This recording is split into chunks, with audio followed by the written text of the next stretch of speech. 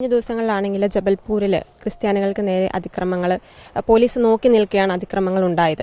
അപ്പോൾ ഇന്ത്യയിൽ ഇത്തരം അതിക്രമങ്ങൾ വർദ്ധിച്ചു വരികയാണ്. ഇതിനെക്കുറിച്ച് സഭയ്ക്ക് എന്താണ് അറിയിക്കാനുള്ളത്? മധ്യപ്രദേശിലെ ജബൽപൂർ രൂപതയിലെ മാണ്ഡ്ല എന്ന പ്രദേശത്ത് തീർത്ഥാടനത്തിനു വേണ്ടി പോയ ഒരു വിഭാഗം ക്രൈസ്തവ കത്തോലിക്ക വിശ്വാസികളെയാണ് അവിടെയുള്ള ബജ്റംഗ് ദൾ എന്നു പേരുള്ള ഒരു സംഘടനയുടെ നേതൃത്വത്തിൽ 50ഓളം വരുന്ന പ്രവർത്തകർ ആക്രമിച്ചത്. ഇപ്രകാരം ആക്രമണമുണ്ടായി എന്നറിഞ്ഞ് അവിടെ ചെന്ന ജബൽപൂർ രൂപതയുടെ വികാരി ജനറൽ അച്ഛനെയും ഫൈനാൻസ് ഓഫീസർ അച്ഛനെയും ആക്രമിക്കുന്ന കിരാതമായ നടപടിയുമുണ്ടായി. പരിശുദ്ധ പിതാവ് ഫ്രാൻസിസ് മാർപ്പാപ്പ 2025 മഹാജൂബിലി വർഷമായി പ്രഖ്യാപിച്ചതിന്റെ വെളിച്ചത്തിൽ പ്രത്യാശയുടെ തീർത്ഥാടകരായി ക്രൈസ്തവ കത്തോലിക്ക വിശ്വാസികൾ തീർത്ഥാടനം ചെയ്തുകൊണ്ടിരിക്കുകയാണ്. പ്രത്യേകിച്ച് നോമ്പുകാല തീർത്ഥാടനങ്ങൾ നടത്തിക്കൊണ്ടിരിക്കുകയാണ്.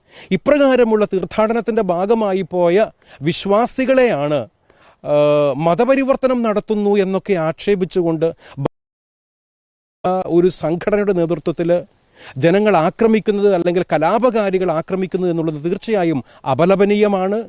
ഇപ്രകാരം ആക്രമിച്ച കലാപകാരികൾക്കെതിരെ മാതൃകാപരമായ ശിക്ഷാ നടപടികൾ സ്വീകരിക്കണമെന്നും അവരുടെ പേരിൽ കേസുകൾ എടുക്കണമെന്നുമാണ് സീറോ മലബാർ സഭയ്ക്ക് ഇതുമായിട്ട് ബന്ധപ്പെട്ട് പറയാനുള്ളത്.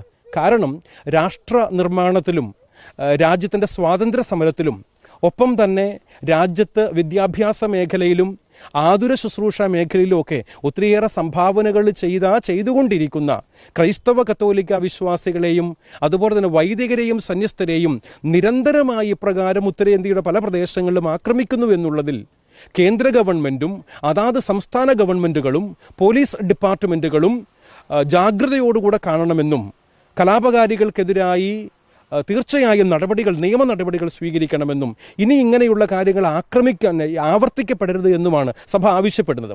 ഇത് കേവലം ഉത്തരേന്ത്യയിൽ മാത്രമെന്ന് ഞാൻ പറയുന്നില്ല. ഉത്തരേന്ത്യയിൽ വ്യാപകമായി സംഭവിക്കുന്നുണ്ട്. ഒപ്പം തന്നെയും കേരളത്തിലും ദക്ഷിണേന്ത്യയുടെ പല ഭാഗങ്ങളിലും ഇപ്രകാരമുള്ള ഒറ്റപ്പെട്ട സംഭവങ്ങളാണെങ്കിൽ പോലും റിപ്പോർട്ട് ചെയ്യപ്പെടുന്നുണ്ട്. അതുകൊണ്ട് ഇങ്ങനെയുള്ള കാര്യങ്ങൾ ഒരു കാരണവശാലും അനുവദിച്ചു കൊടുക്കാൻ പറ്റില്ല. അതുകൊണ്ട് നിയമപരമായ നടപടികൾ ഉണ്ടാകണം. അവരെ എത്രയും പെട്ടെന്ന് ശിക്ഷിക്കേണ്ടത് ആവശ്യമാണ് എന്ന് തന്നെയാണ് ഇതുമായി ബന്ധപ്പെട്ട് പറയാനുള്ളത്.